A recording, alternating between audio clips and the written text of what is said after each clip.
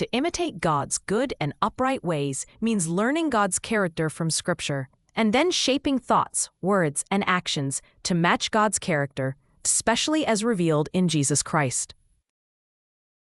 Scripture states this directly: "Be imitators of God as beloved children," and then explains that this means walking in love as Christ loved us and gave Himself for us. Just as children naturally copy a loving father, believers are called to copy their Father's character, His goodness, mercy, holiness, and faithfulness. Other passages say not to imitate evil but what is good, teaching that the one who does good shows that they truly belong to God. The New Testament often ties this to following Christ's example. "Imitate me as I imitate Christ, and Christ also suffered for you, leaving you an example that you should follow in His steps." God's ways are described in Scripture as righteous, just, merciful, and faithful. He loves truth, defends the weak, hates oppression, and keeps His promises.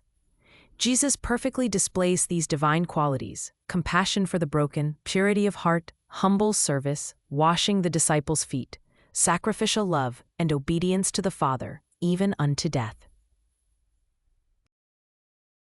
To imitate His ways, then, is to practice love that acts for others' good, even when it costs something; holiness that turns from sin and impurity, because "you shall be holy, for I am holy"; mercy, forgiveness, and patience, as Christ forgave and bore with those who wronged Him. Practically, imitating God's upright ways means intentionally patterning life after Christ's example and after the godly models He provides, setting the mind on things above and choosing what pleases God over what pleases the flesh. Learning from mature believers whose faith and conduct reflect God's character, and following their pattern as they follow Christ, walking in love, truth, and integrity in relationships, work, and speech, so that others can see a small reflection of God's goodness.